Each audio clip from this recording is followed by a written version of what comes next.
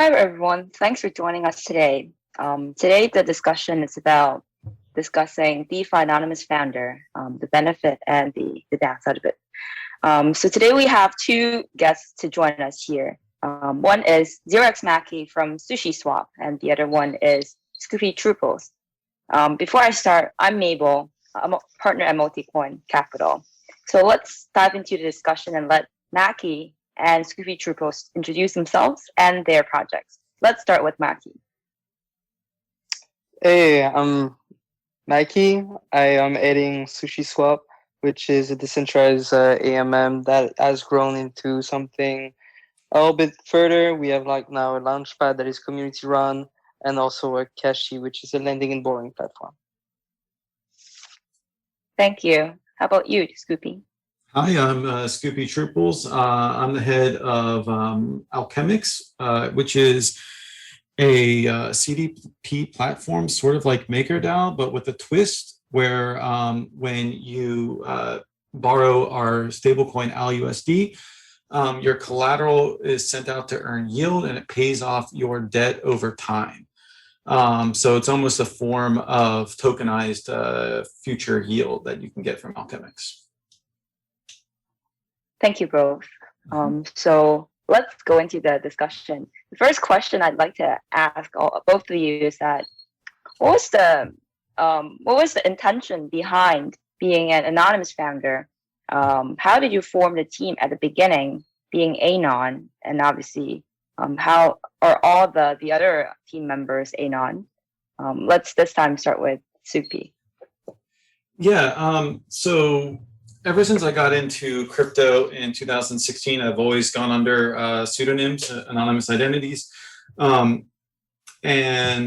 that was more of like an operational security consideration there. I didn't want people to know my real life identity because, if I had been posting things about like my trades or, anything about my portfolio, I might become a target. So it was always personal safety, in consideration for that.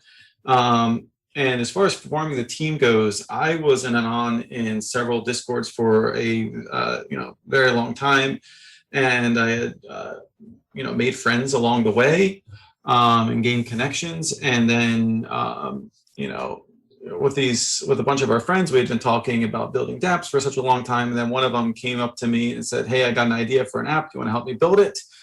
And that was how Alchemics got formed. And then we got some of our other friends who are also anonymous developers to join in with us. And that's our team now.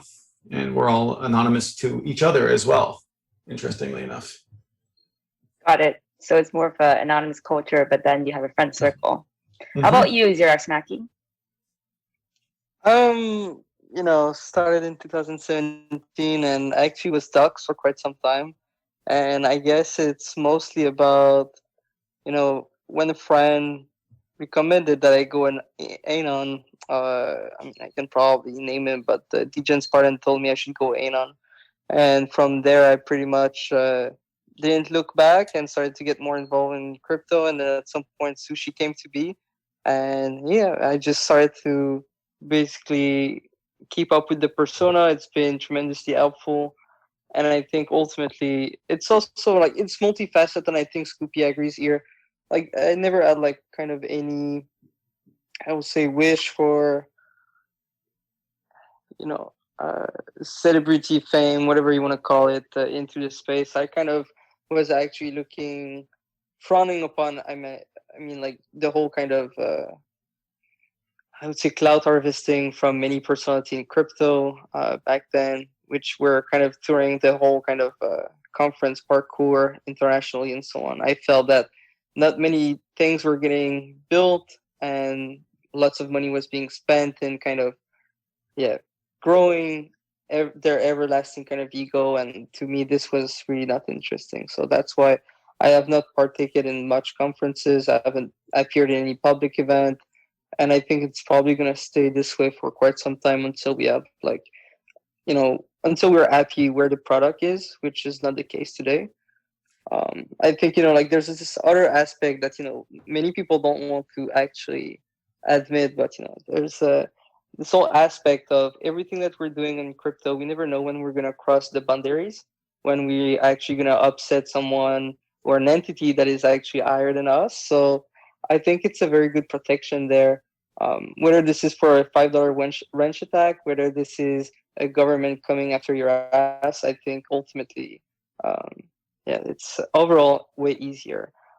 And this kind of also set the tone on the project. It doesn't matter if you have, I don't know, like MBA, PhD, bachelor. We don't care where you went to school. We don't care what you did before, as long as you showcase what you are doing right now. And for the team, for building the anonymous team, I think it actually came to the read manifesto of what we're all about, what we're building, what is the values that we're promoting, and we were able to find like amazing people to actually fill up the roles that we needed help in. So yeah, that is kind of how all of this came to be. I think in the first 10 people joining Sushi, out of 20, I think I think there's not even 2 or 3 people that are in the same city. So that is very decentralized in my opinion. It's funny that you mentioned when you are happy with the product. I guess one cool thing about the decentralized product is actually you never stop iterating. You can always find something to do. So the next question, how do you keep this as a secret from your friends or family, or maybe you actually reveal to them? Do people recognize your voice, or do you have to alter your voice giving the interview? I remember there was one episode that Scoopy, you were at Jason Choi's podcast. I think you did that. I'll let Scoopy go first. Yeah, I tried modifying my voice for that, but then people were saying, it sounds like you modified your voice. And then I did like a clubhouse afterwards with Delphi, and I couldn't get my voice modulator to work on my iPhone. So I just kind of gave up with doing the voice modulation thing at that point. As far as like keeping it secret from everybody, I just don't tell anybody that I founded Alchemics in my personal life. And I'm pretty confident that, not many people in my real world circles listen to crypto podcasts. That's kind of something that only like kind of the hardcore crypto people do. So I'm not too worried about people finding out. And if somebody says, hey, I thought I heard your voice on a podcast, I'm just going to be like, what are you talking about? You're crazy. So I'm not too worried about keeping it secret. It's kind of hard sometimes because like I'm very proud of what I built and I would love to share with more people about what I built. But at the same time, like, them knowing that and me being an anonymous founder puts me at risk, puts the project at risk. And it could also put them at risk as well. So I'd rather keep that my identity a secret. It's kind of like a modern take on superheroes and masks. And Scoopy Trooples is my mask, and I do that to protect myself and the people around me. So cool. How about you, Mackie? Yeah. Let's say it that way. I don't think a lot of people cares that are like outside of crypto. I think nobody really cares. Like you would say to a normie, like, "Oh, I am, I don't know, Banteg or something like this." They wouldn't give a shit. Like they would say, like, "Oh, you're like like AVI with a rabbit. What is your like?" They're like so far away from where we are. Literally, the only place where it matters, I guess, is inside this very tight knit community.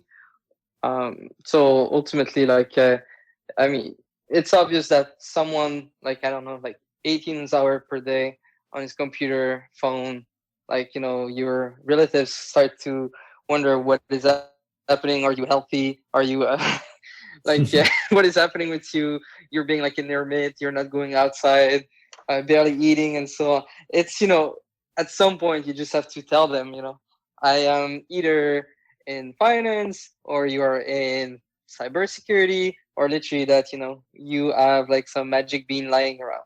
So yeah, to me I wouldn't say not that extreme where nobody knows.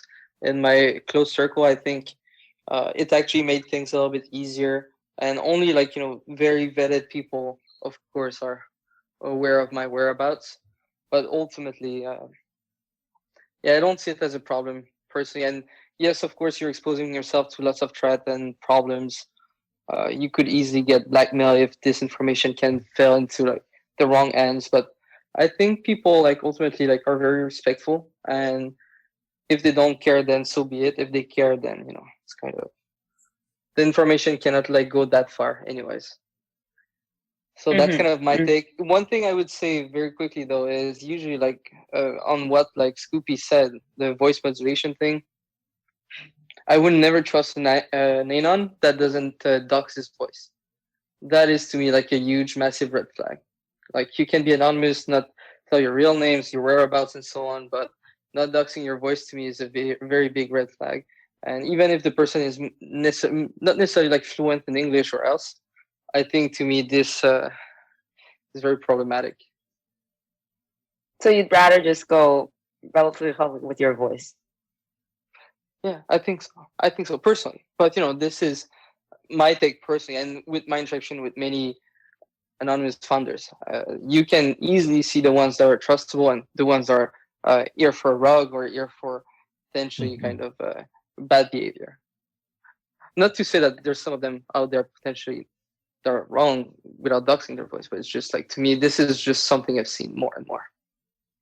Yeah, anonymous founders don't take as big of a hit if we rug or we do something bad as somebody who is completely doxed, and stuff like that. So while we do take a big hit, because there is a lot of reputation attached to our handles, we theoretically could spin up a new handle and start anew. Whereas if you have like a dox profile, then once your name is besmirched, it's always besmirched. So there is that, and so. That's one hurdle I think as a founder, anonymous founder, we have to overcome is to get the trust of other people. But I think like in my case and in Maki's case is that we've been embedded in crypto Twitter and DeFi culture for such a long time that people do trust us, and our actions have backed that up as well. Absolutely. So my next question actually ties into this. Is the fundraising easier or harder being anonymous, both from community and from maybe some institutions? Should I go first? Sorry. Yeah, you can go first. Sorry, I forgot to cue you. Yeah, so we had like this race for Sushi that has been kind of highly commented about, and basically like when we came up with the proposal, the initial kind of terms and so on. We were able to raise 50 million in 2 days. So it was not at all a problem. I wouldn't be able to say the same for someone that is raising for a new project with absolutely like no pedigree and kind of no background. And I would say, at this point, they wouldn't need to raise money anyway. If they were anonymous, they could just launch it and basically like run a miso auction, or they could like be running like literally like just a regular like yield farming and see what was happening. So I don't think it necessarily hinders your capacity to raise money if you have like a good project or background. But overall, like of course, that can have impact if you're from nowhere with maybe just a project and a white paper. Yeah. Alchemics, like Sushi, like we launched without any funding. All of our development that we did for Alchemics was just volunteer development before we launched. And then after we launched, there was a lot of interest from investors to invest in Alchemics. And that's when the team did our raise, which basically, covered like almost about the 8 months of development we had prior to launch. And also kind of like our team pay and boosted our treasury. So, it's definitely helpful to get investors. And I think that, as Maki was saying, like pre-launch, if you're anonymous, it's probably fairly hard to get investors unless you are like a known anon account. Like if Banteg like walked up and said, "Hey, I want to raise $10 million for this new project," I'm sure, investors will be lining up to fund this project. But at the time I was an unproven developer, just a crypto Twitter personality. So I didn't even try to reach out for funding. It was only until I was in eGirl and my partner CL was like, hey, you know, such and such wants to invest in Alchemics. When can we meet? When can we meet? And then that's how it kind of happened for us. So like, and like I've had numerous calls from other investors who wants to invest more, but we've declined because, you know, we don't want to do any more raises at the time. So I don't think it's like, once you have a product that's established and that's good, like I think most of the funds in the space really don't care if you're anonymous or not. I would agree with both of you about DeFi culture being product oriented. I think that's one of the coolest thing about the space. And then my next question, it was just like an interesting one. I'm curious, like what you would say to this one. So, do you have any plan to choose a successor to pass on the pseudonymous, Mackie? So for someone to take Mackie's name, you're talking, or to like take my role? To take the Mackie's name. Not for me. I don't think so. I think I will stay always Mackie myself.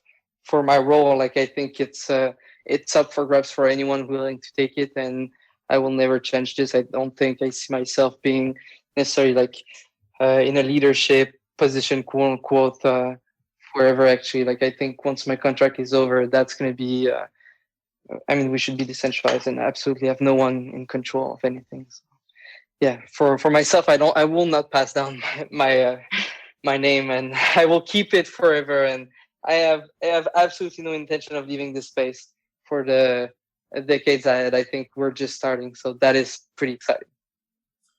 Yeah, likewise. Scoopy Trooples handles is staying with me. Nobody else is getting that, no matter what. I mean, my voice is already docked, so even if I gave it away to somebody else, you know, people would soon realize that, oh, that's not the same Scoopy that was on the you know, doing an interview last year. So I feel like it's kind of like pointless to try to do that. But also, same thing with Maki. Like if somebody comes along that can replace me at Alchemics or do a better job than me at Alchemics, you know, then that's probably the way it'll go. Until then, it's my baby, and we're going to be working on getting it to be more and more decentralized until we get to the point where all the founding team could walk away and it would still work and be in good hands. But that's going to be a process to get to that point. Mm-hmm. The reason there's this question is because like some people would wonder if maybe another person can take over your anon identity and then run the protocol that if you want to move on to something else. So what would be your response to that if you ever wanted to move on to something else before, you know, what Maki said about, oh, he felt comfortable with where the product is? It's not so simple to just pass your name on to someone else, though, because like part of you know, your handle is all the connections and all the relationships that you've built up into that point. And where I can like slide into DMs with a number of people, you know, somebody who, you know, buys my account for me or is handed down doesn't have those connections. So even if they have the Scoopy name, they don't have the Scoopy magic, so to speak. You know, so it's but I do think it's possible, though. I think the question is good because it's probably happened or easy to happen. For example, someone like let's say it that way, like Molly Wintermute could put very well like sell her account if she wanted to. Even though like she has like a very strange way of typing, it can be easily emulated and so on. So I do think it's possible for some anon. I do think that like always come back to this point with anon, like there's like varying degrees, and if they're like, you know, voice docs, like it's impossible in my opinion to just sell your account. If you're only like a character persona that is online with only basically like a Twitter, a Telegram, or something like this, that can be done, or you know, an influencer. But overall, I don't think like builders are able to do so on this. I think they will just vanish. Literally, like there's some names that we don't see anymore. Once they vanish, it is very hard to see them. Like I can call some of them, but you know, like where's the Bowman? We don't see him anymore. Very odd, very strange. Where is Chef Nomi? He's been dodging my DMs. Yeah, where's Chef Nomi? You know, like it's kind of, they will just vanish. Usually, they won't sell kind of their account because there's no point in doing so. But yeah, it's they can disappear. They can appear very quickly. I mean, yeah, one comment to that was actually what Scoopy commented earlier. If if you want to do something else, well, he used like the case of like basically you want to rug or do something, but like I think it's applicable to everything else. Basically, if you want to do something else, you can just abandon that previous account and then start a new one. Maybe that was where it's more preferable, maybe from your comment. Yeah, and then another question, how do you keep like, or do you feel like you need to be less anonymous with the closer community connections if you start to interact with them more? Or do you feel like it's still the case? Um, I'll start this question with you, Mackie. Can you just repeat what you mean by closer to the community? Meaning like, let's say you interact with some core community members. Do you feel like you'd like to provide more information about yourself to kind of make them feel? Of course. I've been on video calls with everyone core at Sushi, and I have expected the same from them at numerous occasions. You know, like I know exactly who, like everyone that is in the team, their docs identity. I think it's just, you know, we're talking about meaningful amount of money and in the multi-sig at Sushi. We wouldn't want to have like a rogue dev or anything, something happening to us that is not necessarily like myself, but you know, someone else. So everyone is you know, is docs, and they know, you know, I've been in video calls with them and so on. Like it's not like a secret per se. So of course I'm closer with I would say like, yeah, the people in my team, for example. But Scoopy, you describe a different situation. I'm curious like what your take is. Yeah, I mean, with me and the rest of the founders in Alchemics, we've been anons since practically forever, and we became friends as anons. And there's a huge amount of trust between every one of us. But at the same time, like this, like if we're going to be hiring more anons in the future, that won't scale because, you know, we don't have like a 2-year plus history together. Yeah. So we'll probably have to do some level of vetting and doxing for like new members who come into Alchemics, because we can never be so sure about the intentions of somebody new, and if they're handed any powers, that could be a very risky situation. So it's something that's on our minds. We feel very comfortable with our founders and the current team that we have. But going forward, we'll probably require a little bit more disclosure for new hires. So would there be? I think it's the way, by the way. What was that? I do think it's the way with Scoopy, what he just said. Like I have absolutely like no relation with any of the core teams. So for me, like trusting like an actual random person with, you know, millions of dollars can be a very touchy situation, and that's why, you know, we had like this in place initially. Got it. Other than like what you just described, any other reason to reveal identity down the road? I'm more talking about your own identity, not any other team members. Mackie. I mean, for me, it's probably going to come at some point, but it's going to be like further down the road when there's like more clarification with, you know, the whole kind of legal landscape and so on. At the moment, like it's just irrelevant. You know, I did this comment on the DeFi Digital podcast, you know, where I said like, you know, I will do a face unveil like if Wi-Fi is ever at 100K. It's all fun and games, but you know, ultimately, like if I ever want to go at a conference one day, because like it or not, like they can be actually very fun. I've attended one in 2019, and you know, meeting in person, Aiden, Vitaik, and everyone else was kind of, it's fun, you know, like it's like at the end of the day, like all these protocols, all these kind of blockchains are not just numbers and fun acts and liquidity mining and so on. It's also people, and at the core of it, like these are probably like some of the most smart individual in tech that I know. So yeah, I mean, there's just gonna be no choice at some point. Would love to meet Andre too, and Scoopy, and a bunch of other like friends that I met over the past months. But we'll see. I mean, there's no rush right now. I think everyone is head down, kind of building through this this bearish cycle, and yeah, just to get stronger and ultimately like Is it gonna matter at some point? I don't really know. I don't think so. Like who Mackie is, who Scoopy is, in a long enough time frame, it's gonna be irrelevant because we will have kind of these protocols who have outgrow kind of their founders, core dev, and so on and so on. Good point. Yeah. I feel much the same way about this. Like when I go to I plan to start going to conferences, once the pandemic calms down a bit. And at that point I might walk up to somebody, tap them on the shoulder and be like, hey, I'm Scoopy Trooples. But I don't foresee myself speaking live like at a panel. And if I do, I'll probably be wearing like a furry suit or something like that. Not that I'm a furry, but just that, I mean, like I can be there presently, but I'd still like to protect my identity, and only reveal it to people, I choose to reveal it to. And again, like as Mike was saying, like hopefully we get to the point where, Alchemics doesn't need me and my identity becomes a moot point anyway. Mm-hmm. Always product first, long tough time, and then only the product matters. That's for sure. So we've come to more heavy lifting questions. What's the future plan for Sushi Swap and Alchemics?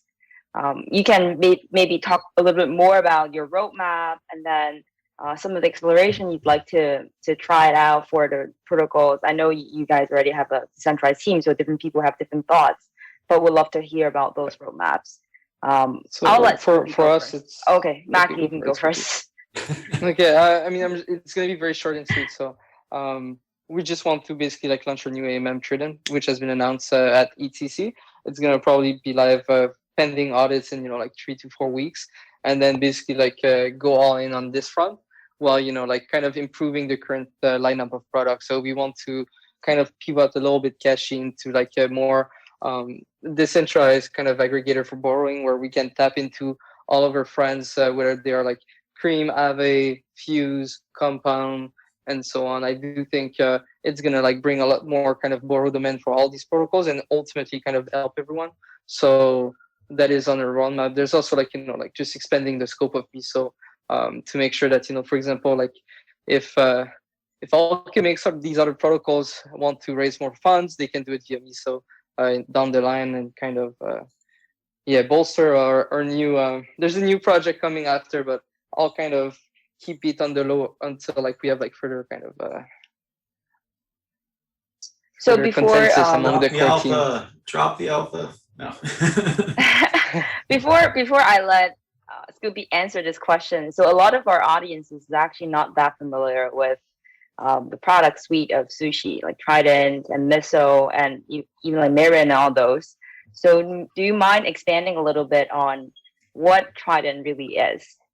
Just very quickly, like, I can go very quickly. It's just like a way to swap digital assets. And the truth is, we're like bringing more flexibility to LPs, whether they want to do like a diversified asset of diversified LP position with various assets, or they want to do like more concentrated like liquidity for like pegged assets, sort of like similar to all USD, USDC, USDT.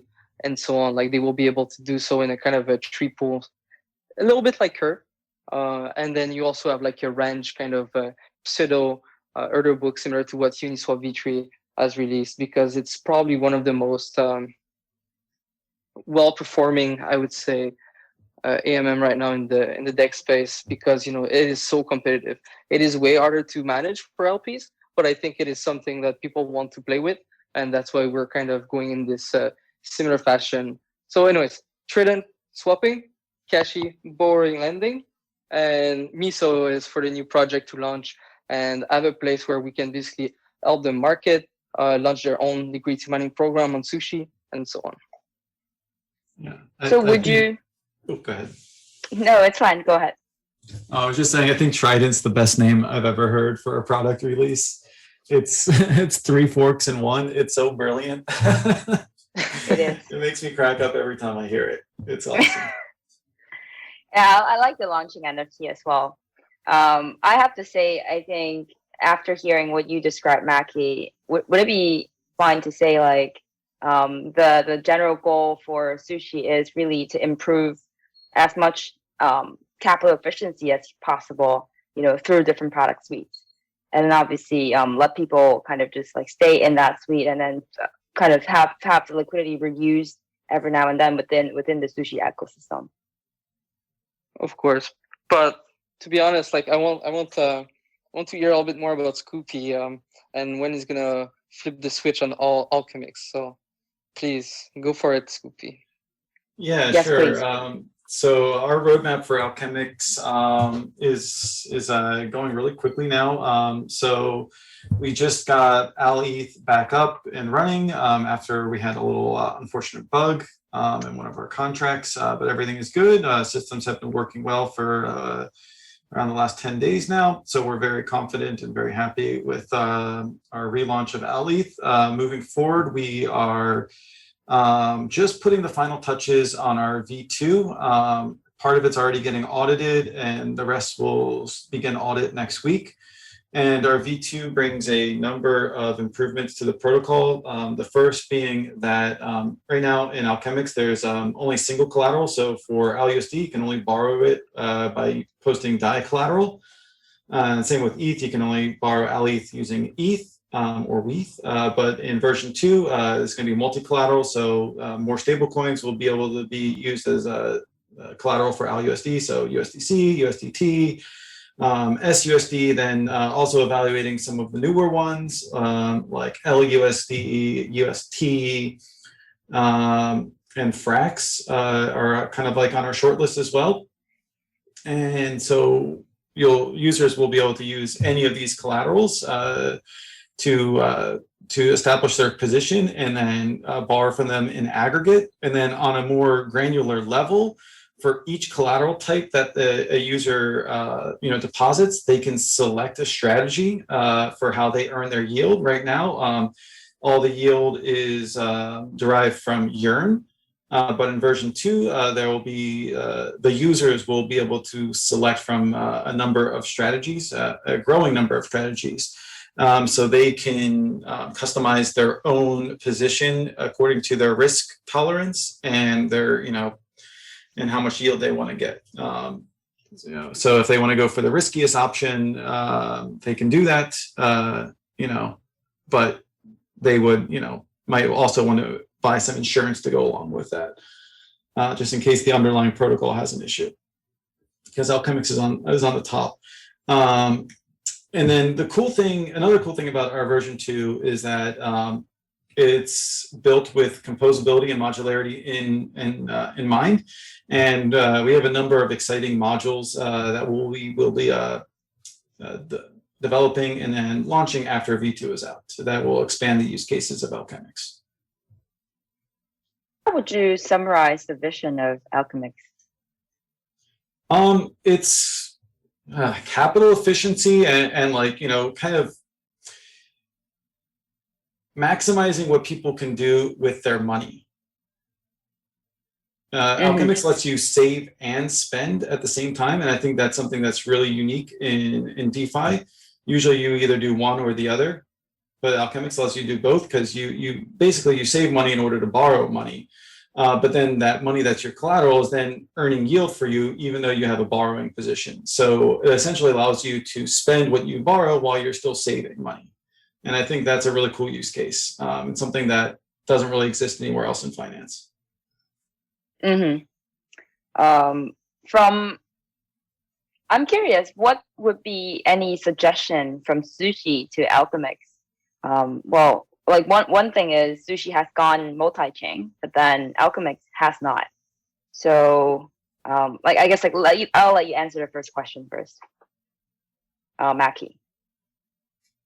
Yeah, flip the switch on fees for Alchemics holder. I think that would be the number one. That's happening. That's going to be with the DAO. DAO is coming out later this year. And then I think, I really like the fact that they're going to go for this kind of multi-strategy, not just a single entity on herein. I think this is going to be very interesting because it's going to open up, I think, a way for lots of other collateral if they can, leverage multiple strategies. And basically, like, the riskiest option are going to bring always kind of the most degen individuals and devs. So, and if they can pair it with kind of a referral or no, not referral, but fee sharing for these strategists, I think it's going to be very interesting to see what is going to be happening. And we're probably going to be seeing like the growth. I do like what I like about Alchemics, by the way, is the fact that you can just park some stable there and borrow every month for DCAing into an asset of your choice. Volatile assets that could go to zero, but that your collateral are not going to go to zero. So that to me is also one of these very interesting things with Alchemics. I've seen people argue about like kind of the tax aspect of Alchemics, where since you're borrowing against debt, it's a little bit easier for taxes and so on.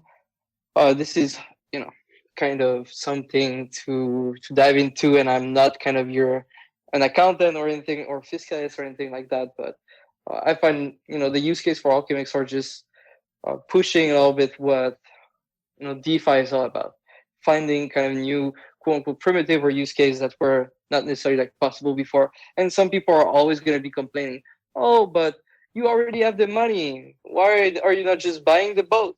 I mean, if that was that easy, it wouldn't be so fun. And we've been seeing it with MakerDAO.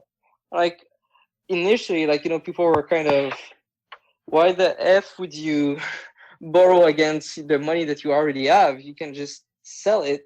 And if that was the case, they would have missed on this amazing bull run. So it's kind of we're gonna see where it's going. To me, like Alchemics is really fun, and I've been supporting Scoopy since Cheese Finance, so happy to see it grow into Alchemics. Yeah. Props to Maki. Yeah, you've been a big supporter of us, since day one. So thank you for that. Yeah, I actually have another question that's actually relevant to that. So, I mean, I know Sushi and Alchemics have been, working a little bit. Are there any other projects that you really admire? I'll let you both go and want to work with in the future. Scoopy can go first. Okay, put me on the spot here. All right, so whoever that you felt comfortable going first, I'll let you go. I mean, definitely, I'm going to look to our original partners for Alchemics, which is Herein, Sushi, and Curve. They're all amazing teams with amazing products and really strong founders and stuff. And without those three Lego bricks that we used to build Alchemics, we wouldn't be here. And definitely have a lot of respect for those projects. As far as other ones that I really, really, really like, I've always been a big fan of synthetics as well. I'm starting to become a fan of so Olympus DAO, which is a favorite of a lot of people in our community. And also been starting to do some research and looking into the Cosmos and Terra ecosystems and finding a lot that I like there as well. Mm-hmm. Cool, that's interesting. Maybe also look into some Asia-based ones like Crane, Alpha, and whatnot. Oh yeah, I do love Alpha. Yes, I've been using them for a while as well. Right. Yeah. Mm-hmm. How about you, Maki? I mean, non-financial advice. I've been very lucky to work with many teams, and I think beside especially like the Herein ecosystem, Cream, Herein, Pickle, and kind of everyone else around. I think like Alchemics have been a team we've been in touch with. Index DAO, Badger. We've also talked a lot with Aave whenever we got listed. There was also down the line, I think the Curve, Olympus DAO, Convex team has been very skilled also.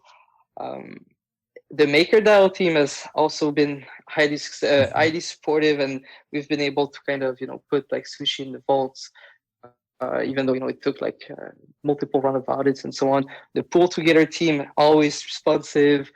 It is never ending. I think we have like over like 200 teams that we're keeping track with. The most recent one I've been talking with was Frax. Sam has been very nice. So it's kind of never ending. Like the team at all these sidechain and kind of layer ones are also like very hungry, I think, for talent, and also kind of, they have their own communities to entertain, and I think this is all to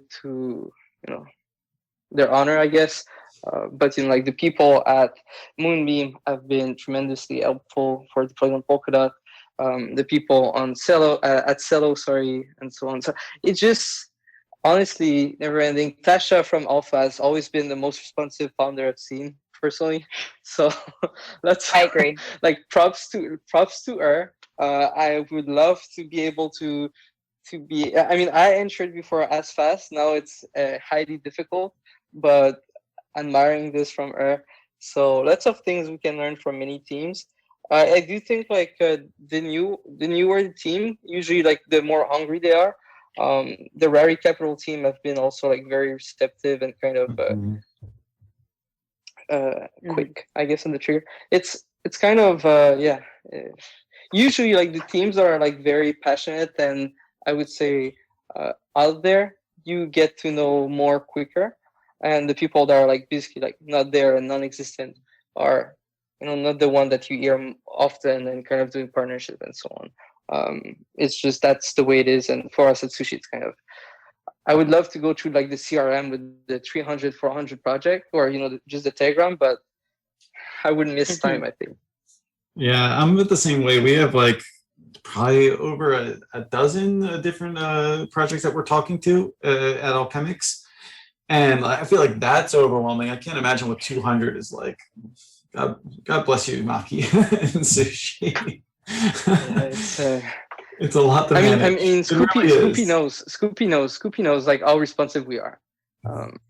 Yeah, for Sushi kind of the team size is of good. the Maki, team. you yourself are not always the most responsive, but the Sushi team No, is very, very responsive. The secret sauce to find Mackie is actually go to 5 different channels, just try to like which one he's on at the moment, and then he will probably respond to one of them, like different social media channels. That has been Maki, you always get back to me, just not on the day I message you. So yeah, no. that's good. Lately I've been on WeChat. If you want to find me. Oh no, I gotta download WeChat. Okay. Yeah, Mackie kind of touched upon the point about multi-chain. So Alchemics has not gone to multi-chain. Will it go anytime soon? We're focusing our development efforts on version 2 of Alchemics at the moment. Alchemics DAO itself is targeting an optimistic rollup. I think we're leaning towards Arbitrum, but it's not set in stone just yet. And we're also entertaining the idea of deploying our main protocol as well, or instances of it on rollups, possibly Matic and Polygon as well. And then from there, if those trials of these cross-chain things work out really well with us, we'll probably expand to more and more blockchains. Mm-hmm. Great. It was an awesome conversation to have with both of you. I really enjoyed the conversation. I hope you did too. Thanks for joining again. Thanks for having us. Arigato.